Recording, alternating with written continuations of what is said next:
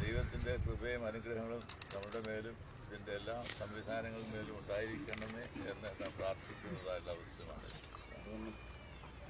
ഈ കൺവെൻഷനിൽ വന്ന് ദൈവവചനത്തിൽ നിന്ന് പ്രസംഗിക്കേണ്ടതായുള്ള എല്ലാവർക്കും ബാലികവും സംഗതവുമായുള്ള ദൂത് ജനങ്ങൾക്ക് നൽകുവാൻ തക്കവണ്ണം ഇടയായി തീരണമേ എന്നതാണ് നമ്മുടെ ആഗ്രഹവും പ്രാർത്ഥനയും. അപ്രകാരം വിവിധ സ്ഥലങ്ങളിൽ നിന്ന്, ഭാരതത്തിൽ നിന്നും ഭാരതത്തിന് വെളിയിൽ നിന്നും ആളുകൾ ഇവിടെ വന്നു ചേരുന്നതായുള്ള അവസരത്തിൽ സഭയെക്കുറിച്ചും സമൂഹത്തെക്കുറിച്ചും നല്ല അഭിപ്രായത്തോടുകൂടി അവർക്കെല്ലാം മടങ്ങിപ്പോകുവാൻ തക്കവണ്ണം ഇടയാകണം.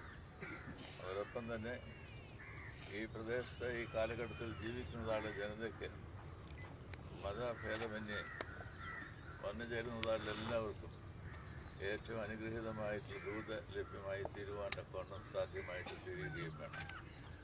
അതിനായിട്ട് നമ്മുടെ പ്രാർത്ഥന ഉണ്ടാവണം എന്നത് ഞാൻ ഓർമ്മപ്പെടുത്തട്ടെ. നമ്മളുടെ സമീപമുള്ള ഇടവുകളുടെയൊക്കെ പങ്കാളിത്തത്തോടു കൂടിയാണ് ഈ പന്തൽ പൂർത്തീകരിക്കുന്നതും അതിൻ്റെ മേൽച്ചൊക്കെ നടക്കുന്നതും.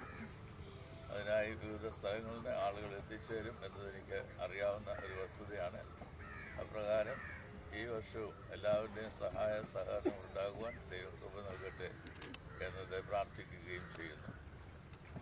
നമ്മുടെ മാരാമൻ കൺവെൻഷൻ ലോക പ്രസിദ്ധമാണ് എന്നത് ഞാൻ ഓർമ്മപ്പെടുത്തുകയുണ്ടായല്ലോ.